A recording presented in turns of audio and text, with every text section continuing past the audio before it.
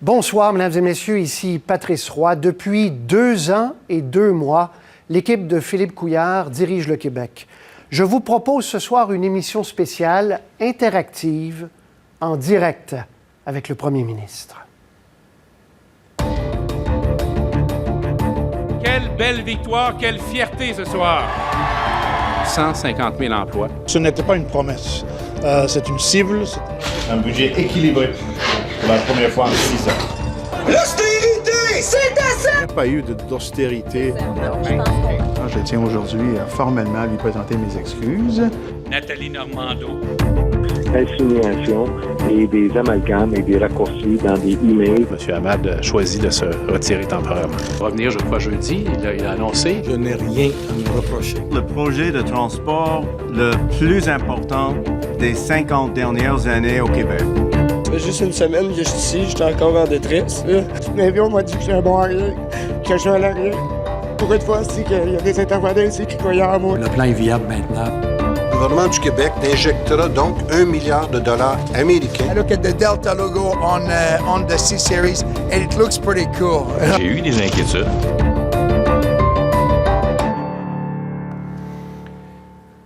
Monsieur le Premier ministre, bonsoir. Bonsoir, M. Roy. C'est assez impressionnant quand on voit ça en accéléré quand même, 2 ans et 2 mois. Est-ce que vous êtes satisfait de votre premier début de mandat, Je crois qu'on accomplit bien notre mandat. Bien sûr, il y a toujours des choses qu'on doit et qu'on peut faire mieux, mais il y a beaucoup de bonnes nouvelles pour le Québec récemment. Et ce qu'on avait promis de faire aux Québécois, on est en train de le faire à plusieurs égards. Parce qu'il y a 68, vous avez vu le dernier sondage, 68 de gens au Québec qui se disent insatisfaits. Il n'y a pas quelque chose comme un bris de confiance? Écoutez, la politique compte tenu de notre politique, on traverse des périodes semblables. Ce qui est très important, c'est de redire aux Québécois pourquoi on a sollicité leur confiance en 2014 et ce qu'on est en train de faire pour accomplir ce mandat. On avait dit quoi? On avait dit on va équilibrer le budget pour avoir des marges de manœuvre, retrouver la confiance des investisseurs, c'est en train d'arriver. On va avoir des marges pour l'éducation, on le fait. On veut des marges pour la santé également et pour le développement économique, pour la nouvelle économie du 21e siècle. On est en train d'aller dans ces directions-là. Les résultats apparaissent. Il faut être persistant, il faut savoir et croire en ce qu'on fait. Il ne faut pas en cours de route perdre les Québécois, là. Certainement pas. En cours de route perdre les Québécois. Certainement pas, mais la meilleure façon de ne pas les perdre, c'est de leur rappeler ce que je viens de vous dire. Équilibre budgétaire, finances publiques bien gérées pour les services publics et pour l'économie. On en parle depuis quelques jours de cette émission-là. Il y a beaucoup de gens qui ont déjà envoyé des questions. On va parler de plusieurs sujets. Questions difficiles, questions directes qui vous seront adressées, Monsieur le Premier ministre. Tout ce que je dis aux gens, c'est que oui, questions dures, allez-y. Vous pouvez nous les envoyer. On ne met pas de côté les questions dures. Ce qu'on met de côté, c'est les commentaires injurieux, hargneux. On n'en veut pas. Et Carole Aoun, bonsoir à vous. Bonsoir, Patrice. Bonsoir, M. Couillard. Rappelons aux gens comment faire pour nous rejoindre ce soir. Voilà, pour les gens à la maison ou ailleurs, qu'ils nous écoutent à la télévision traditionnelle ou encore sur le téléphone, la tablette, voici comment nous joindre par courriel, patriceroy@radio-canada.ca ou encore sur Facebook, sur la page Radio-Canada Information, où d'ailleurs, l'émission spéciale est diffusée en direct, donc via Facebook Live. Et finalement, sur Twitter, Patrice Roy PJ, ou encore en utilisant le mot « clic direct PM ». Donc, on attend les questions du public. Très bien. M. Couillard, vous avez parlé de périodes difficiles. On a beaucoup parlé d'austérité au Québec. Je sais que vous n'aimez pas le mot, là, mais... Mais excusez-moi, si je ne l'aime pas, c'est qu'il n'est pas exact. C'est que quand on parle d'austérité, on fait appel aux exemples qu'on a vus en Europe où il y a eu des coupes massives dans les budgets des ministères. Je répète, on n'a pas diminué aucun budget de ministère. On les a fait croître beaucoup moins rapidement, c'est vrai, pour établir l'équilibre, mais on est à des années-lumière de ce qui a été le cas en Grèce, en Angleterre et en Espagne. Bien sûr, quand on compare avec la Grèce, vous avez raison, mais de moins faire augmenter un budget d'un ministère par rapport à l'inflation, par rapport au coût de système, entre guillemets, ça correspond à une compression, ça. Si on gère bien, on peut épargner ça, mais je voudrais juste rappeler une chose, c'est que ça a duré 1 an et demi, 2 ans au maximum. Il est tout à fait correct pour une société, pour un gouvernement, d'ajuster ses finances de cette façon-là. D'autres sociétés l'ont fait. L'Ontario, notre voisin, l'a fait de façon encore plus rigoureuse. Très bien. Alors, on a maintenant l'équilibre, mais pour l'économie, la santé et l'éducation. Vous avez donc décidé d'éliminer certains organismes, comme les centres locaux de développement, par exemple. Oui. En ligne, Hélène Barnard, 58 ans. Bonsoir, Mme Barnard, vous nous entendez? Oui, bonsoir, M. Roy. Madame Barnard. Oui, je vous entends très bien, merci. Très bien. Merci d'être là. D'abord, vous êtes à la recherche d'un emploi parce que vous avez perdu votre emploi. Vous êtes un des visages de cette période d'austérité ou de compression ou de rigueur, qu'on appelle ça comme on veut, vous avez perdu votre emploi. Oui, bien moi, je la vis, la rigueur, là, depuis plus d'1 an.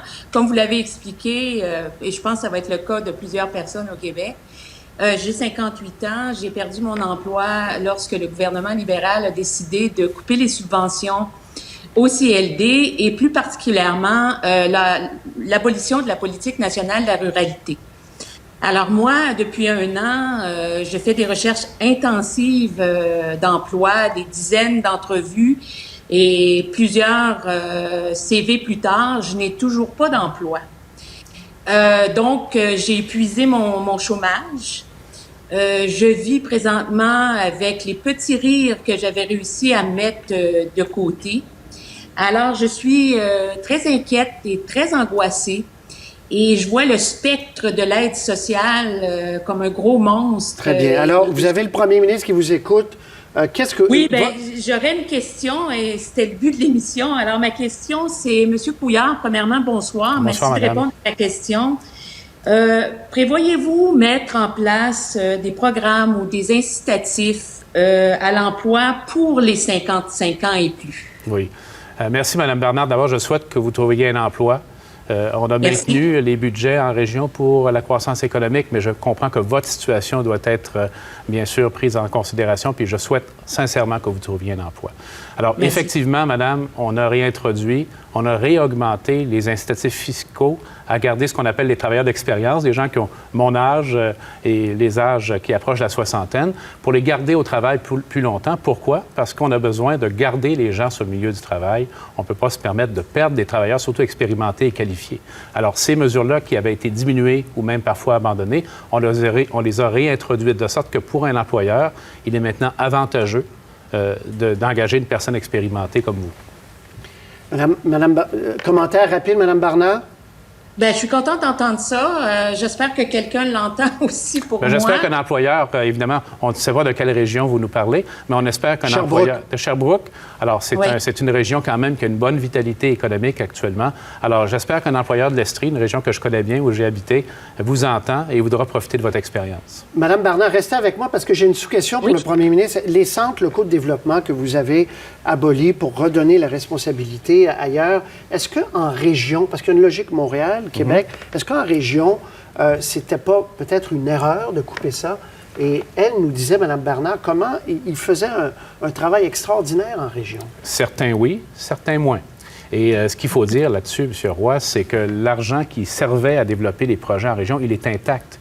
La seule différence, c'est que maintenant, ce sont les MRC, les municipalités régionales de comté, qui l'administrent eux-mêmes. C'est pas administré de Québec. C'est administré en région. Il n'y a pas $1 qui a été enlevé. Et moi, je suis en région aussi. J'habite en région. Je peux vous dire que nos préfets travaillent avec ça et s'en déclarent très satisfaits de cette façon de faire.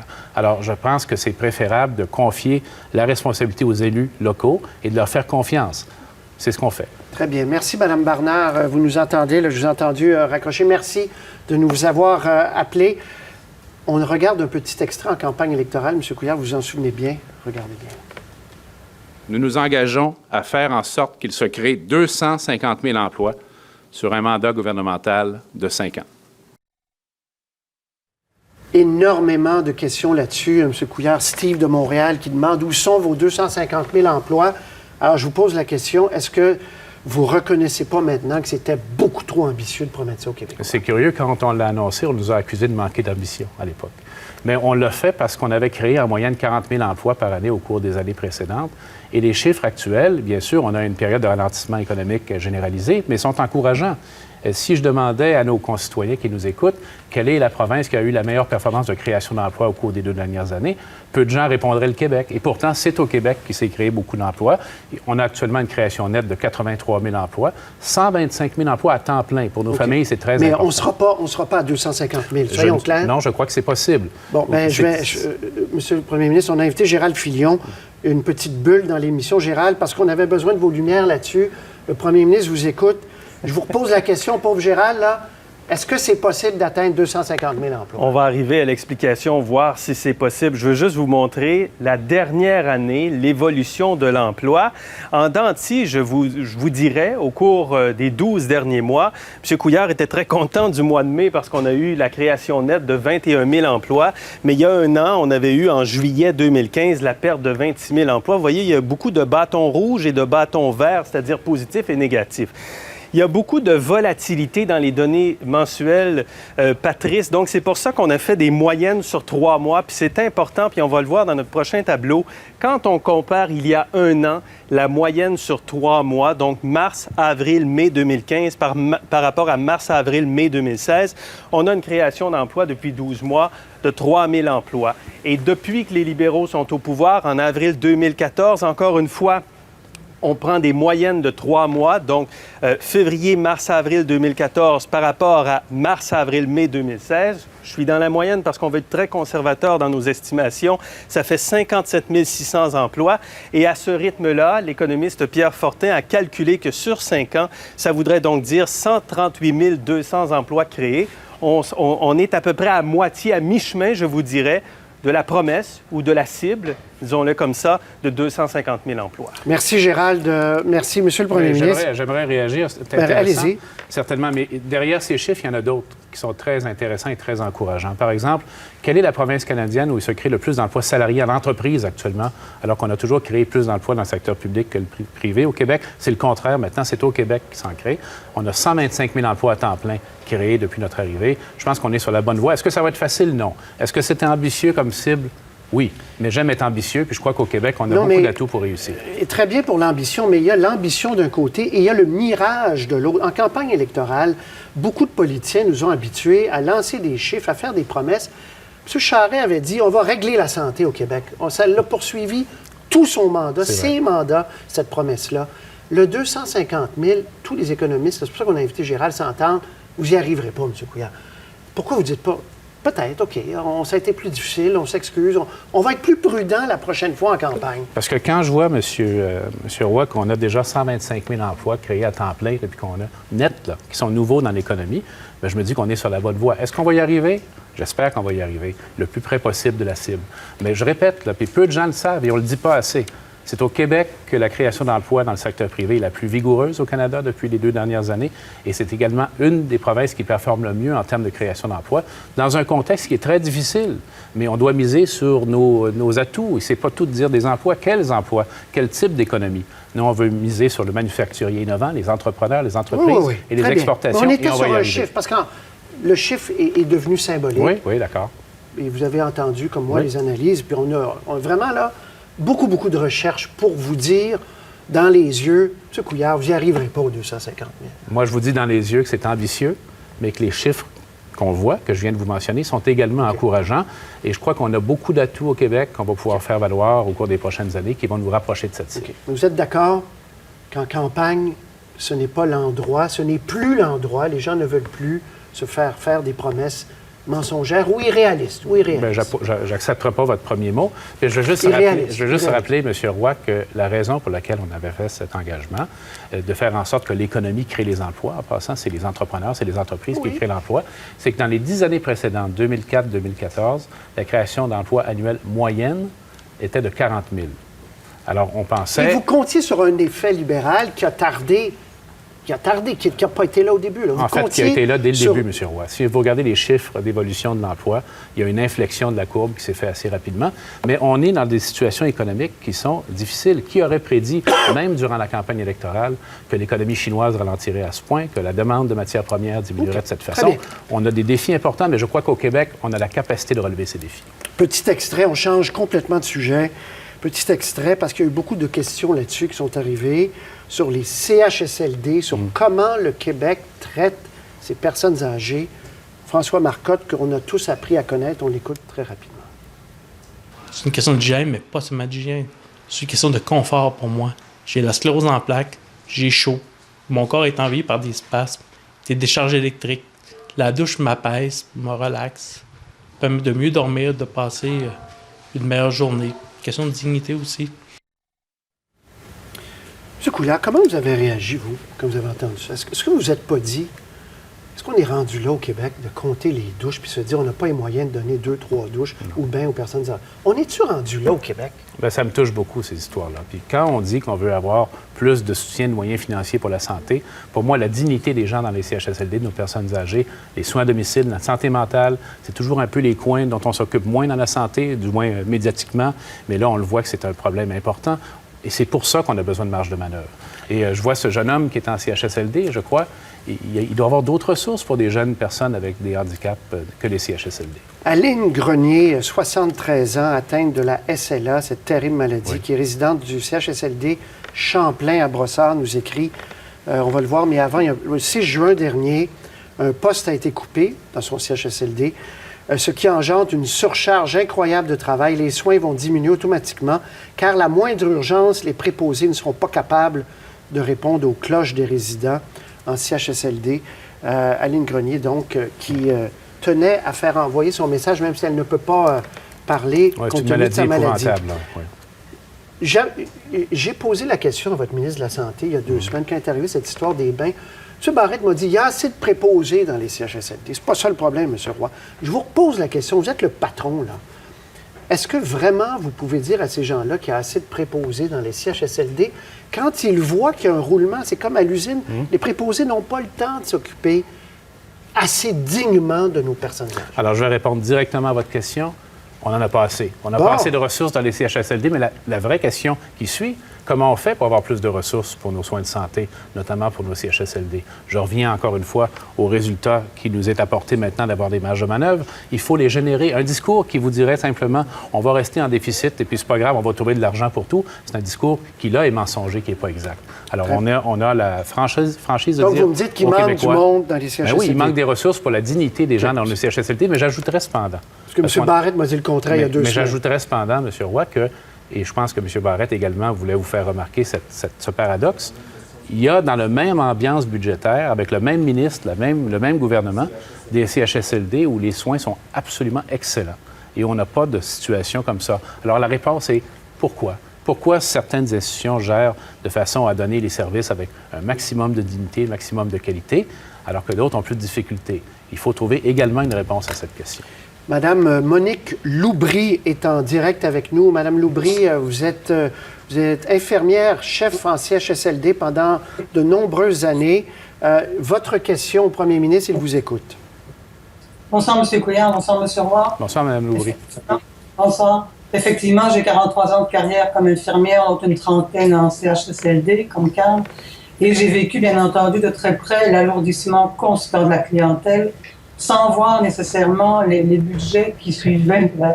Et donc, j'ai vécu de façon chronique le manque de personnel, qu'il s'agisse de préposés, d'infirmières, le manque de ressources pour acheter du matériel adapté, pour rendre les locaux appropriés. Quelles mesures concrètes, M. Couillard, pensez-vous mettre en place pour enfin améliorer le système des CHSLD? Alors, Madame, d'abord, c'est clair que je viens de le dire à M. Roy, il faut que partout la gestion soit optimale, mais prenons pour acquis qu'elle l'est. Donc, ça prend des ressources supplémentaires. Comment allons-nous obtenir ces ressources supplémentaires? En gérant nos finances publiques de façon à ce qu'on ait des marges de manœuvre. On avait dit, dès qu'on a des marges de manœuvre, on les met dans l'éducation, on le fait. Je peux vous dire que la prochaine destination des marges de manœuvre qu'on aura, ce sera les situations que vous décrivez. Je les résume. La dignité des aînés dans les CHSLD pour aider notre personnel à en prendre soin au maximum, les soins à domicile et les problèmes de santé mentale. Et bien sûr, la première ligne est super clinique, mais pour rester sur le thème que vous nous apportez aujourd'hui, c'est exactement pour ça qu'on doit gérer nos finances de façon responsable. Sinon, on n'a que les paroles et on n'a pas les moyens. Bon. Madame Loubry, commentaire? Mais commentaire, je n'ai rien contre la vertu, mais évidemment, tant que ce n'est pas chiffré et qu'il n'y a pas de critères de qualité standardisés, je vais attendre. Et je veux juste vous assurer, Madame, que pour moi, c'est une priorité. Autant que cela a été pour l'éducation, et on a livré, on a tenu parole, cette question de la dignité des personnes dans les CHSLD, pour moi, c'est loin d'être mineur, c'est une priorité. Il y a un rapport de l'Assemblée nationale. Merci, Mme Loubry. Il y a un rapport de l'Assemblée nationale qui est tombé la semaine dernière qui, on va voir l'extrait à l'écran, qui arrive à la conclusion que c'est comme à l'usine, justement, que les préposés ont... je ne sais pas si vous êtes allé récemment dans un CHSLD, et moi, j'ai constaté ça quand moi, mon père a séjourné dans un CHSLD, des préposés extraordinaires, des infirmières extraordinaires, mais des débordé. On relève des écarts marqués. Ça, c'est la grande commission qui avait été lancée par Mme Blais à l'époque. Oui, oui. On relève des écarts marqués entre le personnel en service et l'intensité des besoins des personnes hébergées. Vous nous dites ce soir, peut-être il manque de monde. Qu'est-ce concrètement, là? Vous engagez à quoi, là? Je m'engage à ce que dès qu'on aura les prochaines marges de manœuvre financières au Québec, et pour ça, on a besoin en passant d'aide du fédéral en santé. M. Barrette en a parlé aujourd'hui. Les prochaines marges de manœuvre vont être affectées à la situation des aînés en CHSLD, les soins à domicile, la santé mentale. C'est une grande priorité. Mme Clermont qui vient de nous envoyer, que diriez-vous, M. Couillard, d'aller vivre en CHSLD si nécessaire? Est-ce que vous accepteriez que vos parents soient traités comme on les traite les gens en CHSLD? Je fais une petite parenthèse. Par exemple, aujourd'hui, le Journal de Montréal disait les pommes de terre, on prend des sachets en poudre. Plus de chou-fleur, c'est trop cher. Plus de raisins, c'est trop cher.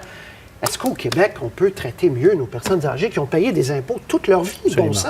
Bien, répondons à cette question qui est très directe. Mais oui, je serais inquiet si je voyais ces situations. Ma mère est âgée également, comme vos parents.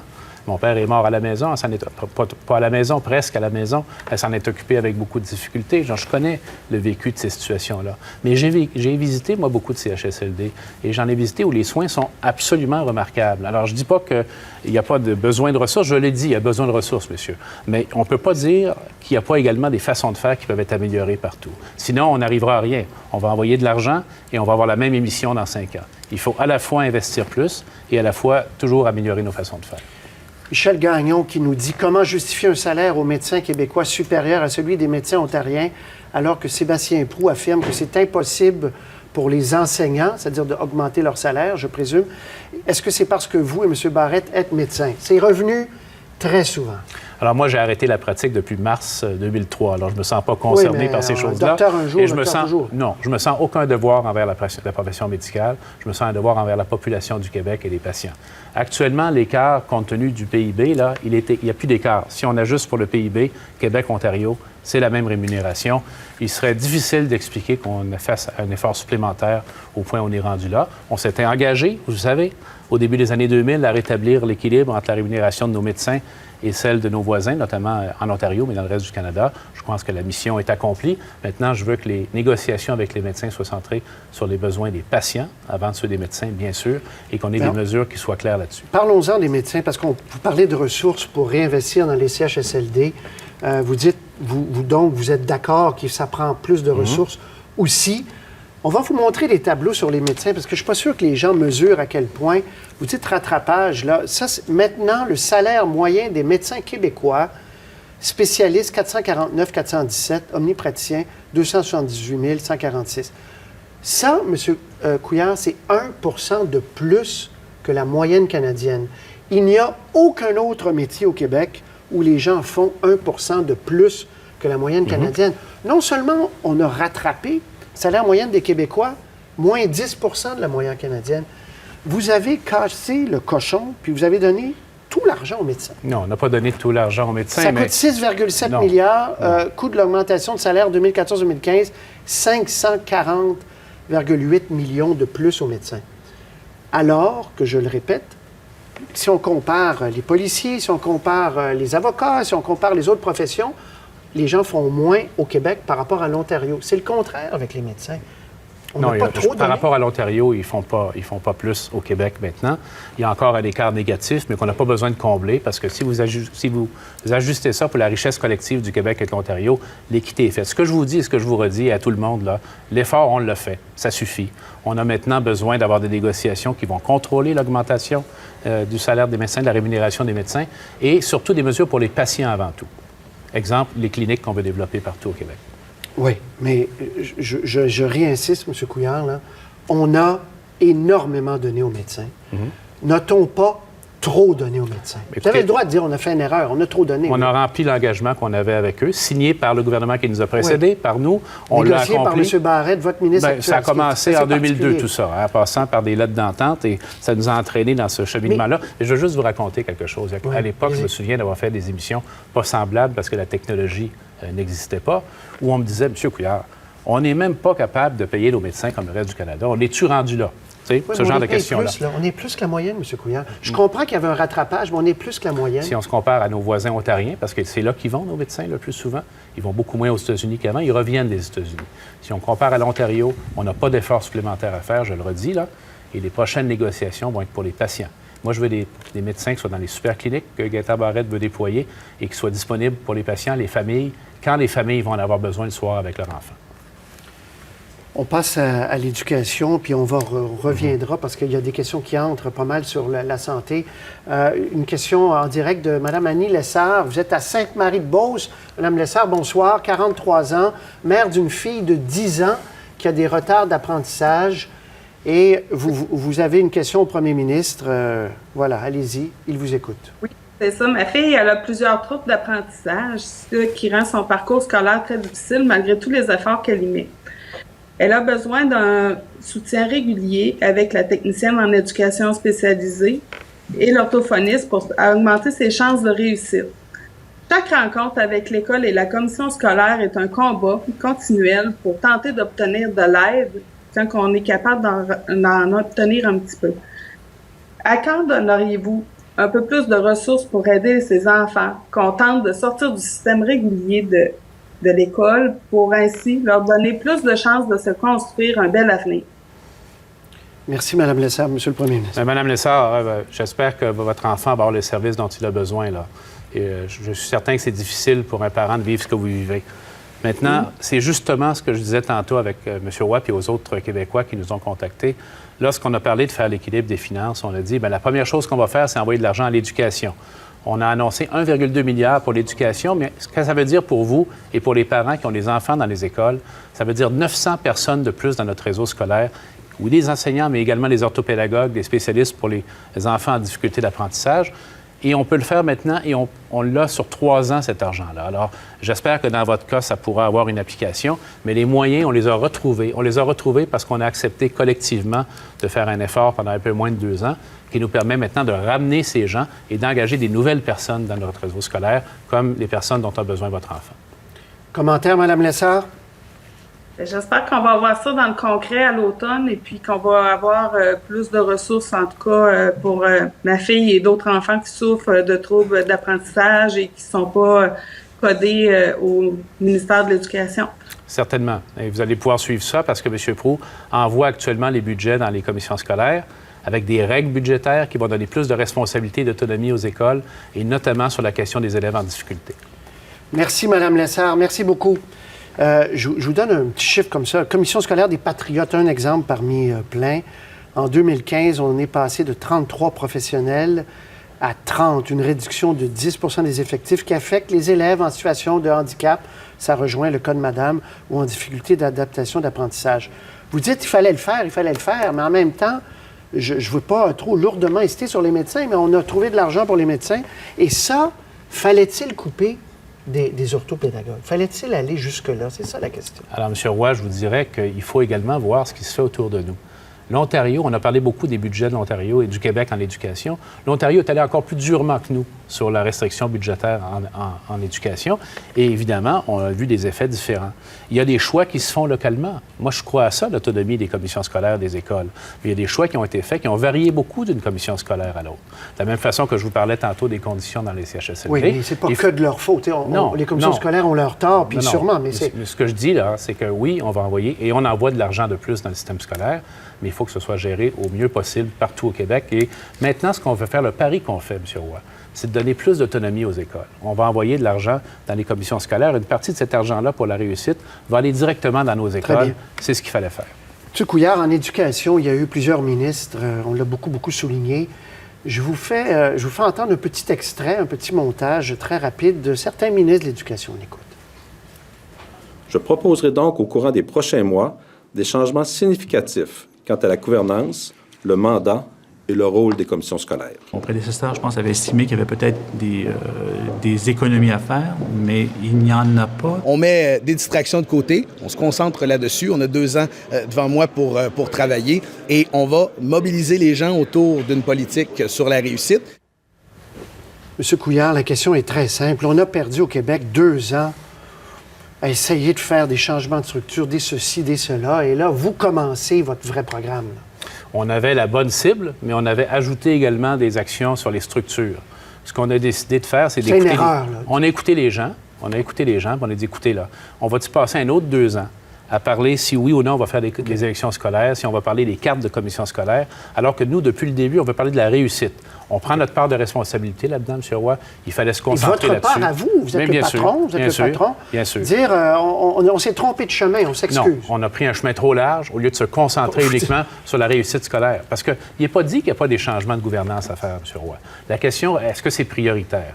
La réponse qu'on a, après avoir vu la situation, entendu les gens, ce n'est pas prioritaire. On veut se concentrer sur la réussite de nos enfants avant tout. Et les sommes qui ont été dégagées vont exclusivement être affectées à la réussite des enfants. OK. Mais disons, pendant 2 ans, on aurait pu commencer il y a 2 ans ce que vous faites là maintenant, non? Plusieurs, oui, peut-être, rétrospectivement. Et je dis, on peut toujours faire mieux. Mais plusieurs personnes également militaient sur des changements de gouvernance, de répartition de commissions scolaires, disaient que ça améliorerait les choses. Il a fallu, à un moment donné, faire une pause, dire, écoutez, on est sur une voie qui va nous garder dans ces débats-là pendant un autre 2 ans, puis on n'aura rien fait de significatif avec l'argent qu'on aura, parce qu'on savait qu'on aurait de l'argent avec les budgétaires. Si on avait continué dans cette voie-là, nous n'aurions rien fait de significatif. Non, parce qu'il n'y avait pas de ressources financières. À l'époque, on n'avait pas de marge de manœuvre financière. Alors, heureusement, la coïncidence se fait au moment où on fait ça. On a 1,2 milliard pour l'éducation. Là, c'est une sous-question, mais est-ce que la marge de manœuvre financière, c'est pas devenu une obsession dans votre gouvernement exagérée, compte tenu du problème réel? Il faut réaliser, M. Roy, la situation dans laquelle le Québec est. C'est une société qui, dans le contexte canadien, est lourdement endettée. On s'est nous-mêmes enlevé notre marge de manœuvre. Notre élasticité ou la place qu'on a pour prendre des décisions, elle est réduite de façon importante parce que nous-mêmes, on a fait en sorte d'accumuler des déficits, de prendre des décisions qui font en sorte que 10 de nos revenus vont à payer les banquiers au lieu d'aller dans nos écoles et nos hôpitaux. Alors, malheureusement, je suis obligé de vous dire que la marge de manœuvre, elle est très faible. On en connaît les causes, mais la bonne nouvelle, c'est qu'on a agi pour non seulement cette année, mais les prochaines années et les autres générations. Beaucoup de réactions depuis quelques jours dans nos questions et tout ça sur les CPE également. On s'est payé au Québec. Oui, c'est plus cher qu'ailleurs. Oui, c'est plus cher qu'ailleurs, mais on s'est payé un système qui a fait en sorte que les femmes sont davantage sur le marché du travail ailleurs au Canada. Il y a beaucoup d'études, vous le savez, sur les bienfaits des CPE, sur le développement des enfants, etc. Oui. Question en direct de Mme Garcia. Vous êtes à Labelle, c'est ça, dans les Laurentides, Mme Garcia? Dans les Hautes-Laurentides, oui. Dans les Hautes-Laurentides, une très belle région des Hautes-Laurentides. Oui, c'est exact. Vous êtes éducatrice en CPE. Votre question au premier ministre, allez-y, il vous écoute. Bien, bonsoir, M. Couillard. Bonsoir, madame. Des règles budgétaires concernant les centres de petite enfance viennent d'être publiées par le ministère et, il faut le dire, elles sont assez contraignantes. Ce qui a mené les différents centres de la petite enfance à procéder à des choix assez douloureux et à couper des postes. Par exemple, dans le CPE où je travaille, il y a eu récemment 3 coupures de postes. Donc, en tant que Premier ministre, que direz-vous à ces éducatrices dont le poste vient d'être aboli, à toutes ces éducatrices qui ont moins d'heures de travail, à tous ces employés de centres de la petite enfance qui doivent faire plus avec moins de moyens? Merci. Merci, madame. Mais je dirais d'abord qu'on y croit, nous également, au service de garde éducatif, mais également à toute la politique familiale du Québec, dont l'ensemble explique l'accès plus grand des femmes au marché du travail au cours des dernières années, incluant les congés parentaux et les primes pour les enfants. Maintenant, ce qu'on voulait faire, c'est garder notre système de garde, notre réseau de services de garde pour plusieurs années. Il était fragilisé par, entre autres, son poids. Maintenant, les règles budgétaires que notre ministre a envoyées, elles visent à donner également de la flexibilité pour les CPE, pour votre CPE et les autres, de façon, par exemple, à accommoder des horaires variables pour les parents. Et il n'y a pas de changement dans le nombre d'éducatrices par enfant. C'est même clairement indiqué. Alors, les budgets, maintenant, vont être bien gérés. Ils l'étaient déjà bien gérés, encore mieux. On veut faire en sorte, Mme Garcia, que le système de garde éducatif au Québec, qui fait beaucoup d'envieux ailleurs au Canada, et tant mieux, on a été précurseurs, qu'on puisse le garder non seulement cette année, mais dans 5 ans, dans 10 ans, dans 15 ans, lorsque nos enfants auront aussi des enfants. Et c'est le but qu'on poursuivait. Madame Garcia, je vous laisse soit une sous-question ou répondre rapidement. Bien, disons qu'à ce moment, la situation est assez difficile, fait que personnellement, j'ai un peu de difficulté à croire ce que vous venez de dire, mais souhaitons le meilleur. Souhaitons que tout aille pour le mieux, pour tout le monde au CPE, surtout pour les petits. Alors, je vous engage à contacter le ministère de la Famille si vous voulez des explications sur les règles budgétaires. À mon avis, elles vont vous donner plus de flexibilité pour bien répondre aux besoins des parents. Bien, merci. Merci à vous, Mme Garcia. Ça vient d'entrer sur les universités. Quelle est votre vision d'avenir pour nos universités? Philippe Dubois qui écrit « Les coupes ont fait mal aux bibliothèques, à l'offre de cours, etc. » Bon, on sait qu'au Québec, on a eu toute une crise parce que le gouvernement de M. Charest voulait augmenter les frais de scolarité, etc. On s'en va où avec les universités au Québec? Là? On va les soutenir et c'est la même réponse. On peut les soutenir maintenant. Alors qu'on était, puis je sais que dans les universités, les dernières années ont été très difficiles. C'est des années consécutives qui ont été très difficiles. Maintenant, on a les marges de manœuvre pour mieux les financer. Mme David a beaucoup de projets. Donc, l'argent, ce n'est pas uniquement pour nos écoles, mais également nos collèges et nos universités. Très bien. Extrait qui a fait le tour du Québec. Compression à l'aide sociale qui ont donné ceci. On écoute. Je m'attendais pas à ça, sinon je serais pas venu ici, j'aurais choisi une autre maison. Hein. Ben, c'est une belle gang ici, puis on vient de tout perdre. Là. On fait pas juste de perdre nous autres, on vient de perdre notre famille. Là. Ici, on a appris à avoir de la volonté puis à s'aimer, mais j'ai juste peur de retomber tout seul. Mais on m'a dit que j'étais un bon à rien, que je valais rien. Pour une fois, c'est qu'il y a des intervenants ici qui croyaient en moi. J'avais des amis qui croyaient. M. Couillard, c'est une nouvelle qui est sortie à notre antenne le lundi soir. J'ai fait votre ministre le journée même, puis bon, mardi, mercredi, jeudi, vendredi, samedi. Finalement, tous ces gens-là se sont retrouvés 10 jours après, tout le monde en parle. De quelle résidence, de quelle maison parlons-nous? Mélaric. Bon, Mélaric. Je pensais que vous les aviez reconnus. Je les avais reconnus, mais je voulais être certain qu'on parlait bien de la même maison, parce qu'il y a eu d'autres cas, là, mais je voulais m'assurer qu'on parlait de ce cas-là, qu'on a bien suivi d'ailleurs. C'est la maison de Mélaric, et c'est des compressions à l'aide sociale, parce que ces gens-là ne recevaient plus un supplément pour aller s'inscrire à des programmes de désintoxication. Ce que je vous expliquais, c'est que voici un exemple. Vous avez reculé, finalement. Vous avez redonné. On a réussi à garder la maison ouverte en insistant sur des modalités de gestion saine pour s'assurer que l'argent public est bien géré. Oui. Et c'est important, M. Roy. Ce n'est pas un détail, ça. Parce qu'on peut bien ajouter des budgets, mais on va se retrouver constamment dans la même situation. Chaque fois qu'on a une situation semblable, on dit oui, d'accord, il peut avoir besoin de ressources, mais est-ce qu'on peut faire mieux? Et là-dessus, parce qu'on a réussi à faire mieux avec les intervenants de la maison, on était capable de rétablir les choses et de la redémarrer. Mais parce que là, vous parlez de deux problèmes en parallèle. Mélaric avait eu certains problèmes de gestion, mais dans ce cas-là qui nous occupe, la fermeture n'avait rien à voir avec des problèmes de gestion, mais plus à des coupes à l'aide sociale que vous avez rétabli. Vous avez remis directement aux établissements le montant que vous donniez avant aux prestataires. Ma question, M. Couillard, c'est quand vous avez vu ça, le lundi, ou votre bureau, ou quelqu'un, on a l'impression que, et on l'a vu dans plusieurs crises, on va y venir, on a l'impression qu'il y a un décalage entre le monde réel et le bunker du premier ministre, ou le bureau du premier ministre, ou des ministres, que ça vous prend un certain temps avant de comprendre, oh, ça, c'est sérieux. Ça, on perd un peu de notre âme, peut-être, quand on laisse ces gens-là, puis on ne va pas sur la place publique avec de la compassion. Bien, la première chose à dire, c'est ça. Moi, quand je vois ces gens malheureux, je me sens malheureux également, puis ça me touche comme personne. Maintenant, on voit tout de suite le problème, mais on veut savoir quelle est la nature du problème. Et en tout respect, des fois, la manchette ne reflète pas toute la nature du problème. Ça reflétait pas mal. On avait fait bien notre travail là-dessus. Je vous le dis, ça arrive à l'occasion, M. Roy. Je sais pas si... Mais ceci dit, on a regardé la situation, on a travaillé avec les gens, on a travaillé avec les gens de l'aide sociale et on a rétabli la situation. Mais il faut également s'assurer qu'on intervient correctement. Si on intervient en panique parce qu'il y a un reportage à la télé ou un article dans les journaux, on va souvent faire des erreurs aussi. Il faut s'assurer de faire la bonne action au bon endroit, au bon moment. Très bien. Je vous parlais de certaines crises que vous avez dû gérer.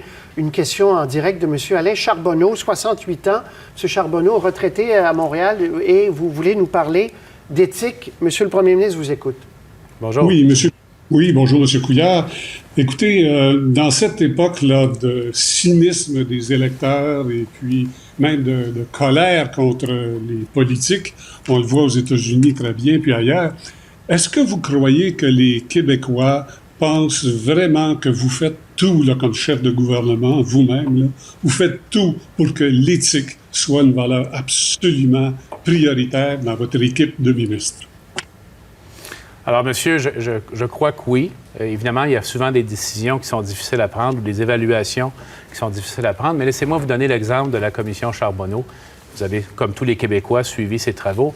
On est déjà en action pour près de la moitié des recommandations. On va appliquer les recommandations de la commission Charbonneau. Les situations vont être corrigées et on va s'assurer de ne pas avoir de tolérance là-dessus. Je crois que notre gouvernement, depuis son arrivée, on n'est pas parfait, mais je crois que sur le plan de l'éthique, du comportement, et dans les domaines des finances publiques ou des contrats publics, je crois que les choses ont été bien faites. Est-ce qu'on peut s'améliorer? Oui, on peut toujours s'améliorer, mais on est sur la bonne voie. M. Charbonneau, petite réponse. Oui, amélioration. Vous avez là maintenant une occasion de donner un signal clair que l'éthique, on n'y est pas avec ça là, quand on est ministre. Vous avez le député de Louis Hébert qui il a rien fait d'illégal, mais qui a été très imprudent. Est-ce que c'est pas le temps d'envoyer un signal et dire à tout le monde, c'est fini les niaiseries, c'est fini le copinage? Très clair comme question, M. Couillard. D'ailleurs, j'avais moi-même employé ce mot d'imprudence lorsque les informations ont été connues. Il y a eu des rapports, vous le savez. Maintenant, M. Hamad fait partie de notre équipe de députés. Il n'est pas au Conseil des ministres, monsieur. Alors, il est député Louis Hébert actuellement. Merci, M. Charbonneau. On va lire un petit extrait du rapport, justement, du commissaire à l'éthique concernant, M. Hamad, un manquement aux valeurs de droiture, de convenance, de sagesse et de justice à l'Assemblée nationale qui nuit au maintien de la confiance de la population, M. Charbonneau en parlait, envers les membres de l'Assemblée nationale, parce qu'il a un petit déjeuner avec Marc-Yvan Côté, puis il y a une subvention qui a été un petit peu haussée. Ma question, M. Couillard, très précise, est-ce que, selon vous, ça le disqualifie pour redevenir ministre? C'est une situation qui est sérieuse, les rapports sont connus, mais je ne ferai pas ce jugement ici. Je ne ferai pas d'annonce. Je ne ferai pas d'annonce aujourd'hui pour dire cette personne ou cette autre personne est qualifiée ou disqualifiée. Monsieur Hamad est député. Il n'est pas actuellement au Conseil des ministres. Quand il y aura des changements, on vous avisera. Non, je suis sûr que vous allez nous aviser, mais est-ce que cette citation-là, dans votre esprit de patron de ce groupe, vous dites ça vous disqualifie, M. Hamad, même si je vous aime par hasard, même si vous avez des bonnes qualités par ailleurs, ça vous disqualifie pour être ministre, compte tenu de la sensibilité des Québécois face à ce sujet-là? Je vous entends très bien, M. Roy. Je vous entends très bien. Mais répondez-moi. Non, je vous entends très bien. Ces décisions-là sont toujours des décisions difficiles à prendre. Je répète, M. Hamad n'est pas au Conseil des ministres et je n'ai pas de remaniement prévu. Très bien. M. Poetti, qui a parlé à un journaliste qui a enclenché cette crise, appelons ça, au MTQ, quelqu'un vous demande, je pense que ça vient d'entrer, pourquoi ne pas remettre M. Poetti au transport? Si la raison du fait que M. Poetti ait quitté le Conseil des ministres avait un rapport avec ça, bien sûr, je comprends la question et la réponse s'imposerait, mais il n'y a aucun rapport. Les décisions de formation de Conseil des ministres se font sur des raisonnements ou des considérations qui sont beaucoup plus larges, malheureusement, et qui parfois ont des conséquences sur les individus. Je le regrette parce que j'aime Robert Poetti. C'est quelqu'un que j'estime beaucoup et avec lequel, d'ailleurs, on continue à travailler. Mais il n'y a aucun rapport, je vais le répéter, là, 5 fois s'il le faut. Il n'y a aucun rapport entre le départ de M. Mais je ne vous ai pas dit qu'il y avait un rapport. C'est vous qui vous défendez. Peut-être qu'il n'y en a pas. Certains en ont vu en analyse. Je le dis pour ça, parce que j'ai trouvé ça un peu exagéré. Très bien. Parce que les gens mais la question de M. Dupéré de Longueuil, c'est pas ça. C'est même s'il n'y a pas de rapport, qu'il y a de rapport, c'est pas ça la question. C'est est-ce que la meilleure façon pour donner un message, là, on vous a compris, mesdames et messieurs, on renomme M. Poetti là, ça va donner un message que lui, il voulait faire le ménage. Hein? Écoutez, il voulait faire le ménage. Il l'a prouvé. M. Roy, il est important dans ce cas-là de réaliser que l'information n'a pas bien circulé à plusieurs endroits, à plusieurs moments, et par plusieurs personnes. Pour que les gens nous suivent, là, plusieurs personnes. Quand il est parti, il a donné une lettre à son successeur, M. Daou, disant des choses un peu, mon enquêtrice que j'ai mis là. Non, pas quand il est parti, beaucoup plus tard. Mais c'est important de le dire parce que moi, j'aime Robert Poetti. Je vais le répéter là. Et actuellement, il s'occupe d'un mandat avec nous pour l'accès des jeunes entreprises au marché public. C'est une personne importante de notre équipe. On a réussi, comme vous le savez, à hausser la présence des femmes au Conseil des ministres, des jeunes également, des gens des régions. Ça aussi, M. Roy, c'est important. Très bien. Alors, il ne sera pas nommé au transport. Je ne le dis pas. Comme je vous l'ai dit tantôt, je ne fais pas d'annonce ce soir de formation de Conseil des ministres. Très bien. Monsieur, autre point qui vous a fait mal, c'est cette contradiction entre ce que votre ministre Daou, ministre des Transports, dit sur la vente des actions d'Investissement Québec et sur ce qu'un procès-verbal d'une réunion dit. Le procès-verbal dit qu'il était au courant et voici ce qu'il a dit au mois de février. Donc, vous avez été au courant de la vente des actions qu'Investissement Québec avait? Non, ça je vous dis, ce sont les fonds propres d'Investissement Québec. Alors, c'est le conseil d'administration qui juge pertinent de le faire de cette façon-là. Beaucoup de questions là-dessus, M. Couillard. Je vais les résumer. est-ce qu'on peut vraiment laisser ce flou-là tout l'été au Québec? On a un ministre des Transports. Vous dites en commission parlementaire, les gens d'Investissement Québec viendront s'expliquer. Oui. Pourquoi vous n'exigez pas maintenant, demain matin, d'avoir la vérité? Vous appelez, il est encore à l'emploi d'Investissement Québec, celui qui dirigeait l'entreprise. Vous dites, je veux savoir, était-il au courant ou non? Et s'il était, il a menti. Il ne peut pas rester ministre. Alors, le meilleur endroit pour faire ça, M. Roy, c'est une commission parlementaire devant tout le monde, devant le public, pas d'une conversation privée au téléphone, devant les citoyens en commission parlementaire. Et là, on aura la réponse à vos questions. M. Daou m'assure en privé, et il l'a fait en public, qu'il n'était pas informé de la vente des actions. Je prends sa parole, mais on va le vérifier en commission parlementaire. M. Couillard, vous allez laisser ce flou-là 3 mois au Québec. Vous êtes prêt à laisser cette nuage sur la tête de votre ministre dire est-ce que j'ai menti ou pas? Vous dites mais je veux M. le Daou croire, a répondu à votre question. Maintenant, ce que je dis, c'est que l'endroit, le forum pour répondre à cette question correctement, et non pas en bousculant les jugements et en n'ayant pas toute l'information. Mais vous, en exigeant la vérité. Vous êtes premier ministre, M. Couillard. Oui, mais la vérité, elle va apparaître quand les gens vont être en commission parlementaire et vont témoigner. Si vous regardez la documentation et ce que dit M. Daou, il n'y a pas de contradiction. Maintenant, je veux absolument entendre les gens. Mais c'est-à-dire, il y a une contradiction. Il a été à la réunion. C'est un peu difficile à croire compte tenu du procès-verbal qu'il n'a pas été au courant. Disons que c'est difficile à croire. En fait, je reste poli. En fait, M. Roy, même sa présence à la réunion après est en quelque sorte une façon de confirmer qu'il n'a pas été informé, parce qu'on n'en parle pas dans le procès. Donc, vous le croyez. Je prends sa parole, même si un flou, mais on fait une commission parlementaire. On ne le saura pas avant septembre-octobre. Ça va se faire cet été ou au début de l'automne. On aura quand la commission parlementaire décidera de le faire, mais arrêtons de porter des jugements très rapides. Je sais que c'est intéressant et agréable, mais laissons les gens s'expliquer, laissons les gens se justifier. Laissons les versions se confronter et on prendra une décision. Mais dans plusieurs dossiers, puis vous l'avez déjà expliqué, M. Couillard, vous dites c'est des gens que j'estime et tout ça, puis on a l'impression que parce que vous les estimez, vous n'osez pas prendre des décisions plus tranchantes. C'est pas vrai. Vous m'avez parlé tantôt de quelqu'un que j'estime qui a quitté le Conseil des ministres sur un point qui n'a aucun rapport. Ouais, mais je dis de personnes qu'ils ont disqualifiées. Je vous indique que je prends les meilleures décisions pour former le Conseil des ministres. Mais je vais vous dire cependant quelque chose, M. Roy, parce que je l'ai dit à quelques reprises dans des entrevues.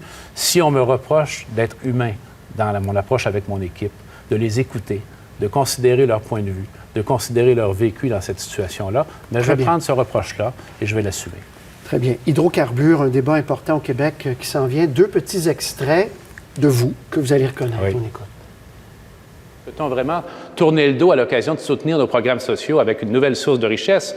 Peut-on vraiment tourner le dos à une autre occasion d'agir contre notre dette grâce aux redevances des hydrocarbures? Vous avez parlé de Petrolia. Ils viennent d'annoncer un grand gisement à Gaspésie. Anticosti, c'est la même chose. Encore une fois, nous ne pouvons pas tourner le dos à cette occasion historique. Anticosti, moi, je n'ai rien à voir avec ce projet-là. Je l'ai trouvé à mon arrivée au gouvernement. J'aurais préféré ne pas le trouver, madame, parce que j'étais opposé à ce projet-là quand j'étais dans l'opposition. J'ai aucun enthousiasme pour les hydrocarbures. Aucun enthousiasme pour les hydrocarbures. L'avenir du Québec ne repose pas dans les hydrocarbures.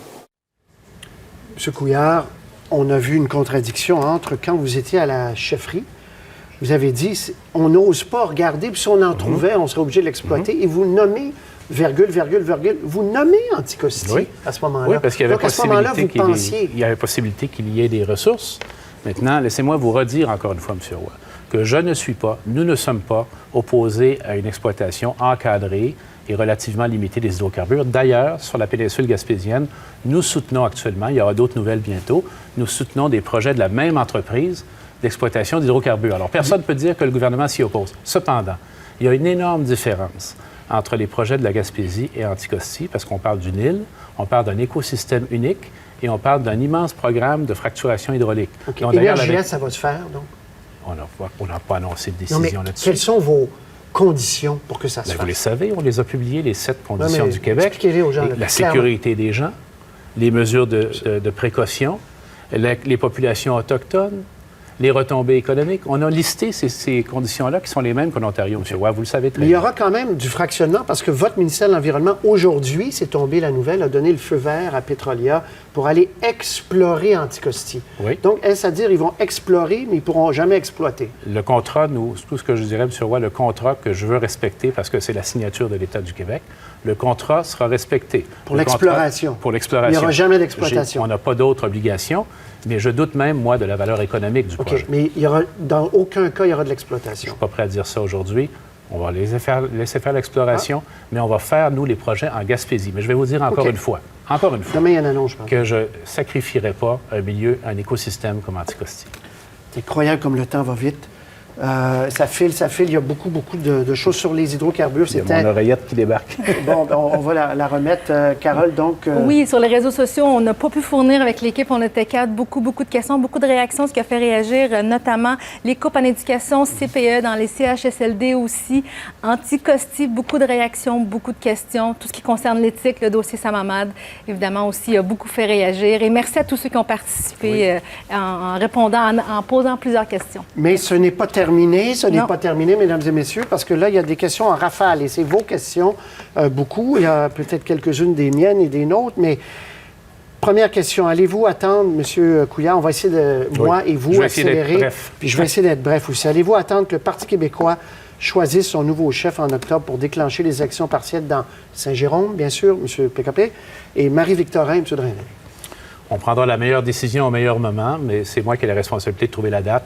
Je suis quelqu'un on le reconnaîtra, qui me comporte de façon respectueuse avec ses adversaires. Donc, c'est oui, vous allez attendre. Vous avez le droit de dire oui. On verra. Vous avez le droit de... Oui, M. Roy, il peut y avoir des changements de circonstances localement. Il peut y avoir des éléments qui m'amènent à devancer pour un comté une décision. Mais vous voulez attendre. Je ne m'enferrerai pas là-dedans. Vous voulez attendre. Je veux respecter mes adversaires. Donc, voilà. L'Ontario a banni les pitbulls il y a plus de 12 ans. Qu'attend-on pour faire de même, M. Couillard? Énormément de questions, évidemment, depuis 2 jours là-dessus. Bien, vous savez qu'on va faire cette réflexion rapidement. Ça ne durera pas 1 an. On va décider ça cet été, au début de l'automne. Je crois que je vois l'opinion, je vois les faits, je vois cette épouvantable tragédie de cette dame qui a été attaquée par cet animal.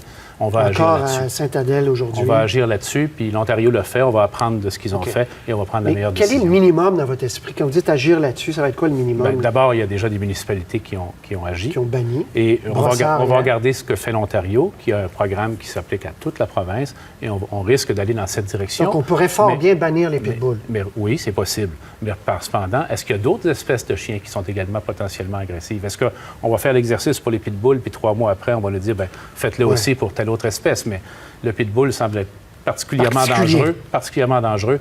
Et on prend tout ça au sérieux. Je prends ça très au sérieux. Quelle est votre position face à l'éventuelle légalisation du cannabis au pays? Est-ce que le Québec est adéquatement outillé pour développer ce marché légalement? Alors moi, j'ai d'objection ni contre la décriminalisation ou la légalisation. Je pense qu'on est rendu là. C'est correct. C'est une destination qui m'apparaît correcte. Pour ce qui est de la mise en marché, bien, on verra. On va voir les actions du fédéral parce qu'ils l'ont annoncé, mais on ne connaît pas encore les détails. Mais on va les vendre où? On va le vendre où? On prendra ces décisions au moment. On verra ce que le fédéral va donner comme instruction dans son projet de loi également. Ça peut être une possibilité, mais c'est peut-être pas la seule possibilité. Possibilité SAQ, oui, pharmacie. Mais autre possibilité, pharmacie, écoutez, on prendra la meilleure décision, mais je veux répéter que je ne suis pas opposé, moi, personnellement, à cette question. Mario Sioui vous demande, au début, vous étiez pro-Uber. Après, à cause du ministre Daou, vous êtes devenu anti-Uber. Ensuite, à cause des jeunes libéraux et de la CAQ, vous êtes redevenu pro-Uber. Qu'est-ce qui s'est passé? C'est pas à cause du ministre Daou ou quoi que ce soit. Le principe, vous étiez pro-Uber au début. J'ai dit l'innovation doit être encouragée. Vous avez dit le fleuve, on ne peut pas l'arrêter. Mais j'ai également dit on doit l'équité et la justice envers nos chauffeurs de taxi. Alors, c'est pour ça que le projet de loi ayant été adopté, on veut faire un projet pilote avec eux, mais sans enfreindre le projet d'équité pour les chauffeurs de taxi. Pourquoi? Parce que ces gens-là ont fait confiance au gouvernement, ils se sont hypothéqués, ils se sont endettés, et on ne remboursera pas des permis de taxi. On a entendu toute l'heure des problèmes de ressources dans les CHSLD et les écoles. J'aime mieux mettre l'argent là que de racheter des permis de taxi. Alors, on va s'assurer qu'on peut faire un projet pilote avec Uber qui soit compatible avec ces principes. Allez-vous appeler Uber au lieu d'un taxi? Bon. J'ai pas besoin d'appeler de taxi ces jours-ci. Avez-vous déjà utilisé Uber? Non. Jamais? Non. Une question qui nous a été envoyée par François Boucher. Le salaire minimum à 15 $ l'heure, c'est pour quand? Ça prend une discussion. C'est pas simple, ça, M. Boucher. Parce que, oui, effectivement, c'est pas un salaire très élevé, 15 $ l'heure, mais si on perd des emplois à cause de ça, surtout des emplois à bas salaire et des emplois dans les petites entreprises, on ne sera pas aidé parce que ce qui va arriver, c'est que ça va avoir un effet ricochet sur l'ensemble de la rémunération. Mais je veux juste rajouter, si vous me le permettez, M. Roy, qu'on aura cet automne un forum, notre forum annuel, où on discute des politiques publiques sur les politiques sociales, notamment l'établissement du salaire minimum et la question du revenu minimum garanti. Très bien. Un petit mot, je sais que je n'ai pas le temps de t'en faire, mais rapidement, le salaire minimum garanti, M. Blais, revenu minimum garanti, pardon, c'est sérieux? La réflexion est sérieuse. Pourquoi? Oui. Pourquoi? Parce qu'il y a une fragmentation de l'emploi par la technologie et il y a des conditions de vie qu'on constate. Donc, d'ici la fin du mandat, on pourrait voir quelque chose? Je ne dis pas ça. On va d'abord regarder ça très prudemment. Nordique, est-ce que c'était une erreur pour le Québec, d'investir 200 millions dans la construction d'un amphithéâtre? 200 millions, ça, c'est le gouvernement. Oui. Êtes-vous favorable à investir dans un stade pour une éventuelle équipe de baseball à Montréal? Je sais que M. Coderre a très hâte du baseball à Montréal. D'abord, Québec, est-ce que c'était une erreur, le 200 millions? Je pense qu'il fallait avoir l'ambition d'avoir les Nordiques. Il n'est pas dit qu'on les aura pas un jour. C'est fait. On a un beau stade à Québec. Vous savez qu'on les aura pas, là? Maintenant, on les aura pas. Mais est-ce qu'il peut y avoir d'autres expansions? Peut-être. Pour le baseball, ma réponse est très simple. Si c'est une bonne affaire pour le secteur privé, il faut qu'on fasse partie des bénéfices. Sinon, je préfère que le secteur privé s'occupe de ça. Et éventuellement, on pourrait venir en appui, mais après eux, et si on a également notre part de bénéfices. Très bien. Combien il nous reste de temps? 56. Ça va vite. Grand Prix, non. Ça, réforme Québec, mode de scrutin. Nous avons... il y en a une là. Nous avons, M. Couillard est un grand lecteur. Bon, ça va être la seule question facile, ça, aujourd'hui. Quelle lecture a-t-il fait dans sa jeunesse qui pourrait suggérer aux jeunes d'aujourd'hui? Encourage-t-il ses députés et ministres à lire? Mitterrand disait ça à ses ministres. Si vous n'avez pas le temps de lire, ne me parlez pas. Leur suggère-t-il des lectures? Oui. D'ailleurs, les lectures sur les politiques publiques, j'en avais parlé à mon arrivée au gouvernement. Dans votre jeunesse? C'est les biographies des grands personnages. Votre biographie de Napoléon. Oui, j'ai été très, très jeune à m'intéresser à ça. Mais ce que je préférais également, comme cadeau de Noël de mes parents, chaque année, j'avais un Jules Verne. Et ça m'a fait découvrir le monde, ça m'a fait découvrir le rêve, et je leur suis profondément reconnaissant pour ça. Très bien. Allez-vous vous présenter pour un deuxième mandat en 2018? Oui, bien sûr. Pas de doute. Parce qu'il y aura encore du travail à faire. Il faut que le taux de satisfaction, d'insatisfaction descende, là. Il faut également qu'on puisse dire aux Québécois en 2018, nous avions dit que nous ferions ceci, ceci et cela. Nous l'avons fait. Nous avons des résultats. Nous voulons aller plus loin. On demande votre confiance pour continuer. Est-ce que, puis je termine là-dessus, est-ce que vous comprenez que la perception, M. Couillard, c'est aussi important parfois que la réalité et que quand le premier ministre, des fois, peut, pour des raisons qui peuvent être bonnes ou mauvaises, tergiverser avec quelque chose, on a l'impression, le message de l'autre bord, c'est « prends pas ça assez au sérieux ». Je reviens sur Hamad, je ne veux pas rouvrir le truc, mais comprenez-vous, sentez-vous les Québécois? Oui, je le sens très bien. Puis moi-même, je suis citoyen également. Vous promenez assez? Oui. J'habite dans une région, je rencontre des entreprises, je rencontre des gens régulièrement, je les rencontre partout au Québec. Demain, je vais être dans les Laurentides. Je suis vraiment partout, puis je parle au plus de monde possible.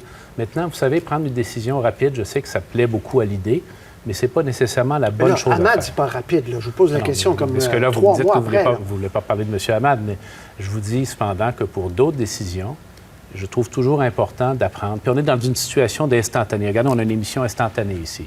Il faut prendre des décisions tout de suite, même si ce n'est pas la bonne. Alors moi, je préfère réfléchir. Je le dis très franchement à mes concitoyens. Couillard, j'aime réfléchir avant de décider. Très bien. J'espère que ce que vous avez dit sur le personnel dans les CHSLD, ce n'est pas... non, je vais le répéter.